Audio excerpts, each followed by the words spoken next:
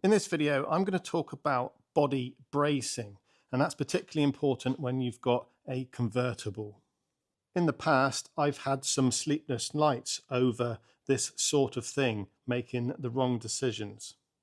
This is the part I'm replacing, and we can see it goes in here and it forms part of the sill, which is also part of the A post as well. So we've lost all the strength here, which is allowing the whole body to, well, the front bulkhead to drop or move in and out and twist.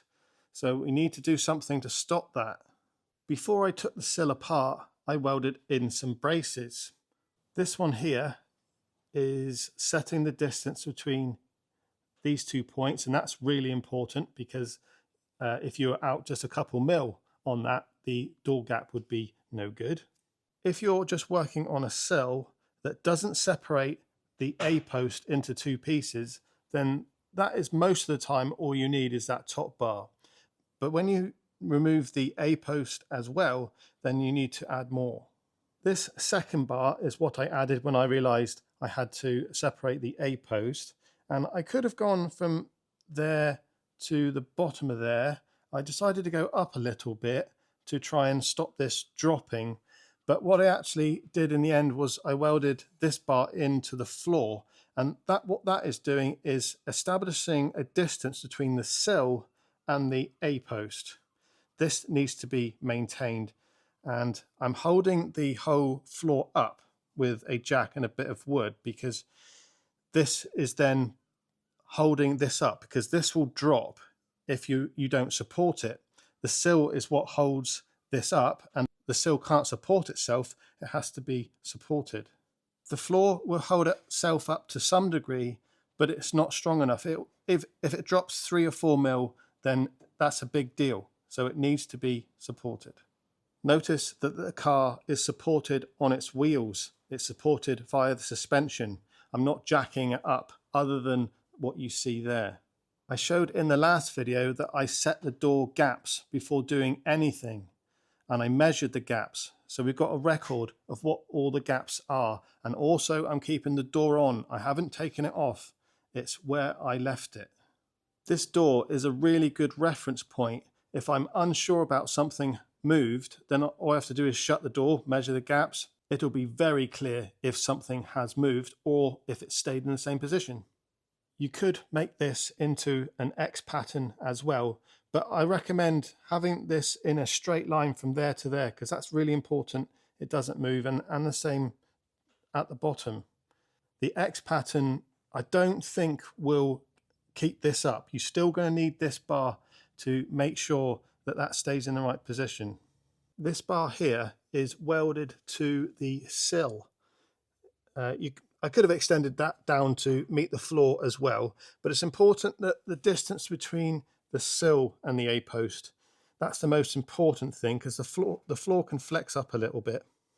We still have some flex in and out. I can push the door up and move that A post in and out. So you could put a bar from there down to there, and I did consider that. I haven't done that because it restricted a bit too much access. I needed to get in there, and that is the compromise you sometimes have to make. When that panel goes in, it should bring those into line, but if it doesn't, then what you'll have is a in and out situation where this is not in line with the wing. And I checked this before I took it apart. I put a rule across there and we can see it's looking good. Now this car does have a chassis, which is a big help, but some cars don't have any kind of chassis. They're monocoques, and you have to pay even more attention to making sure nothing moves out of place on those. Lots of people will have removed that door to make it easy for access, but it's such a help to keep it on. I know it's a bit of a pain to work around sometimes, but it's well worth that. So let's say that you didn't brace this, you took the doors off and you cut this apart, and maybe you even welded it up and don't know if everything's going to fit. What then? The first step then will be putting everything back on. and seeing what the gaps have done. In this case, this A-post would have dropped, the screen would have come further back, the door would be dropped. Those are the signs. I'm lucky in this case because that panel was original. It had been welded over the top of, but because it hadn't been removed, I know everything was right from the factory. This is another part of the car I'm working on, and I've removed the valance because I've got a new one to put in. I'm going to replace this floor. I've bought a new floor panel. There's also parts of the inner wing to replace. But these back wings have been off before. It's possible if the back wing was welded in a droop down position, that could be something else to check for. In that situation, you'd have a twist where one wing was higher than the other. How do you check for that? What I did was I made this. I think it's called a tram gauge, and you can buy them. But I wanted one day, and I thought, well, I'll just bend up some bits of steel, put some bolts through and make this pin here, and then I'd have a tram gauge. What this is good at is taking 2 points on a body and comparing it to another 2 points. And that could be distances apart, or it can be heights above ground or heights in relation to one another. To make sure the body isn't twisted, I'd put this on 2 points that I know are level, and then I move this to another part of the body, and this is a digital in kilometer, and it's got a reference to 0. So once you zero that on something we know is level, we can compare it. Let's say then I wanted to check the height of this back panel here. I can just zero that and then find somewhere else on the car to compare it to.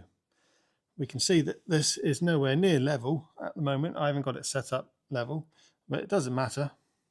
Providing you keep this orientation the same, that is. You can't turn it around 180 degrees.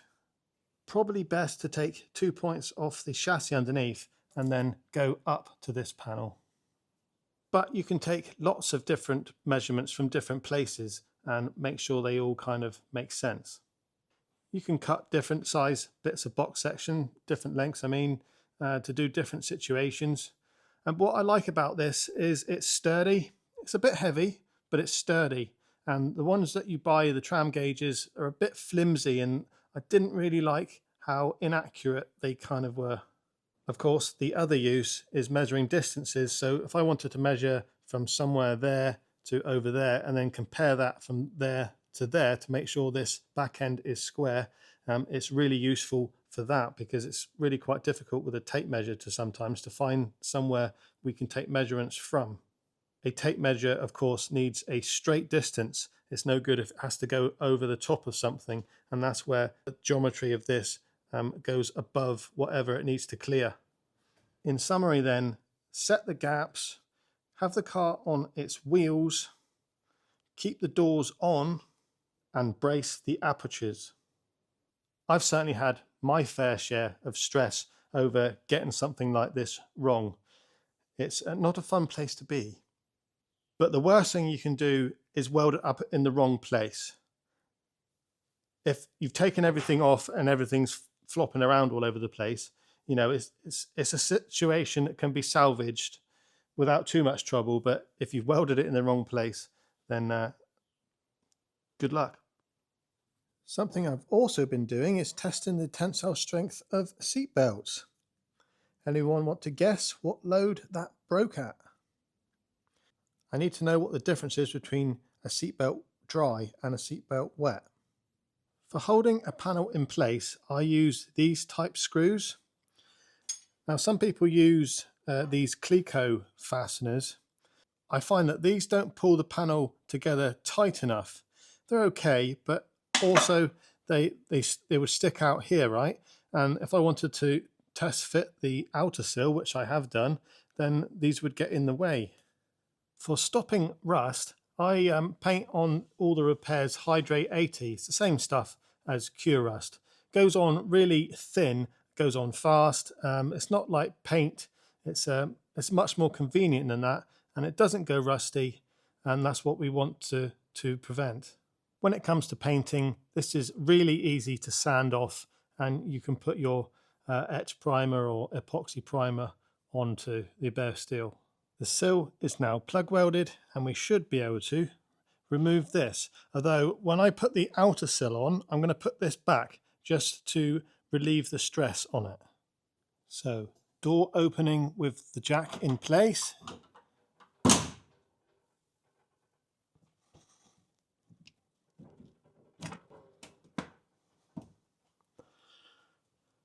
And hopefully it's all stayed the same.